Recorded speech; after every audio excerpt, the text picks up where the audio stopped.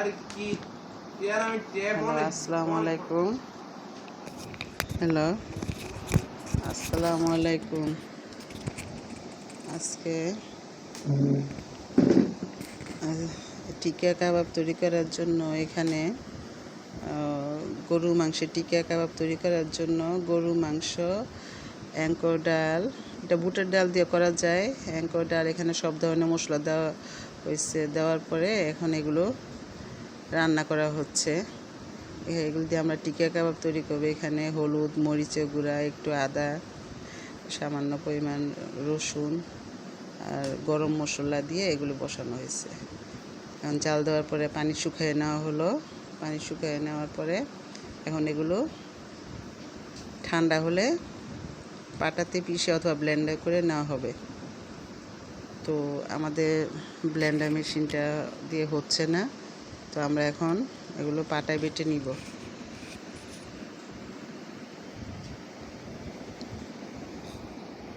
এখন আমরা এগুলো পাটার জন্য ঠান্ডা হওয়ার জন্য অপেক্ষা করতেছি।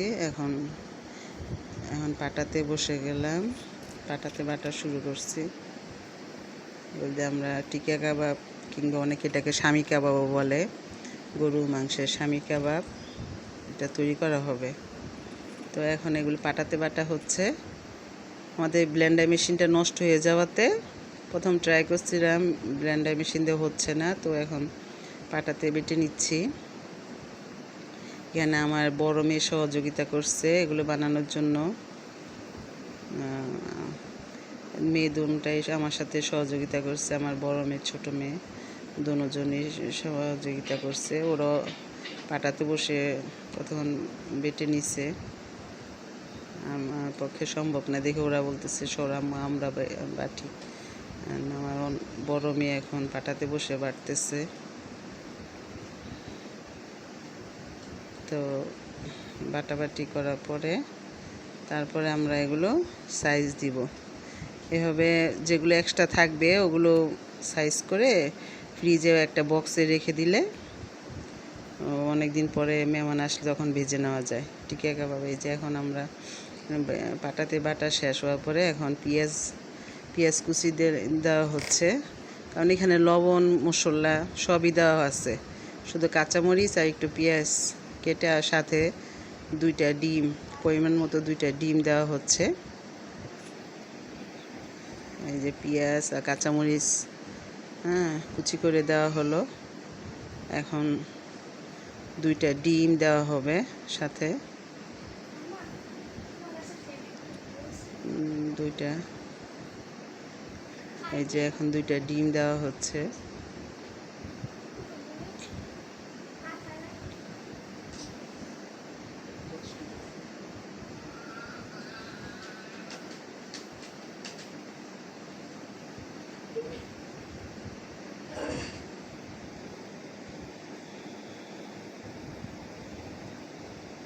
এখন ইচ্ছা মতো এগুলো সব মিশিয়ে ডিম 2টা আর পরিমাণ মতো পেঁয়াজ কুচি আর কাঁচামরিচ দিয়ে এখন এগুলো আমরা মেখে নিব।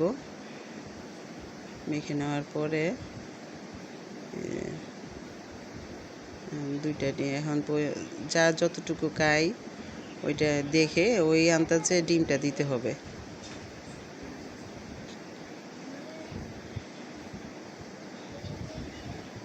এখন গোল গোল শেপ করে ভেজে নিব।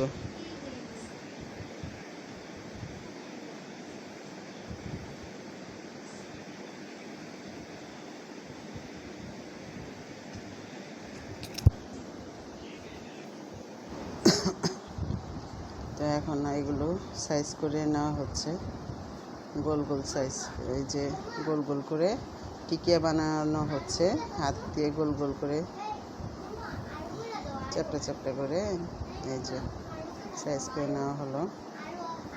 তারপর এখন ফ্রাই প্যানে ভাজা হচ্ছে, পরিমাণ মতো তেল দিয়ে এখন আস্তে আস্তে এগুলো ভাজা হচ্ছে। কাজ তৈরি হয়ে যাবে এখন গরুর মাংসের টিকিয়া কাবাব। এটাকে অনেকে স্বামী কাবাবও বলে,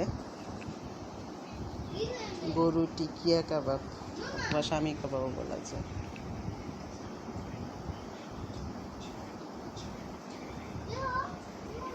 আঁচটা একদম কমায় দিতে হবে, চুলার আঁচটা মাঝারো সাইজে করতে হবে। চুলার আঁচটা বেশি দেওয়া যাবে না, চুলার তাপটা মাঝামাঝি রাখতে হবে, চুলার তাপটা একদম মাঝামাঝি।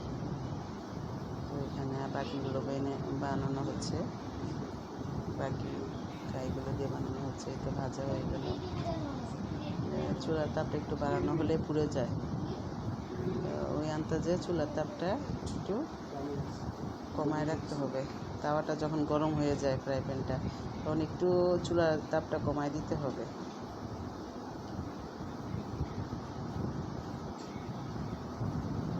তো সহজে তৈরি হয়ে গেল গরুর মাংসের টিকিয়া কাবাব।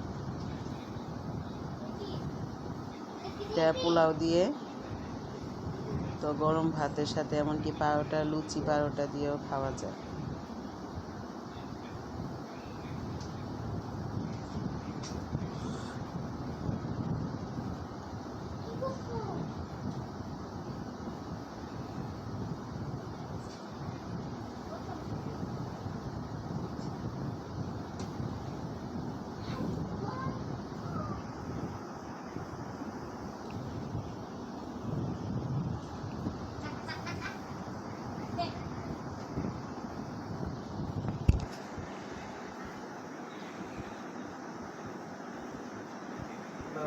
বাকিগুলো ভেজে নেওয়া হচ্ছে, আর কতগুলি বক্সে রেখে দেওয়া হয়েছে। বাকি টিকিয়াগুলো ভেজে নেওয়া হচ্ছে। চুলার তাপটা যখন ফ্রাই প্যানটা গরম হয়ে যাবে, তখন একদম তাপটা কমায় দিতে হবে। ওই তাপে আস্তে আস্তে হয়ে যাচ্ছে বাকিগুলো।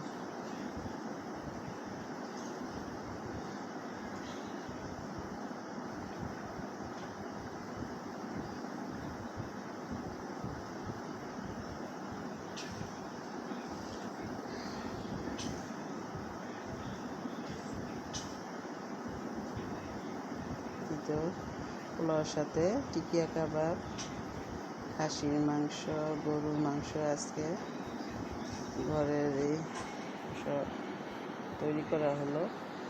গরুর টিকিয়া কাবাব, সাথে ছিল খাসির মাংস, গরুর মাংস আর পোলাও। আজকে দুপুরে খাবার। ভিডিওটা ভালো লাগলে লাইক, কমেন্ট, শেয়ার এবং সাবস্ক্রাইব করতে ভুলবেন না। প্লিজ ভিডিওটা শেষ পর্যন্ত দেখবেন, বেশি বেশি করে লাইক, শেয়ার এবং কমেন্ট করবেন এবং সাবস্ক্রাইব করবেন। আল্লাহ হাফেজ।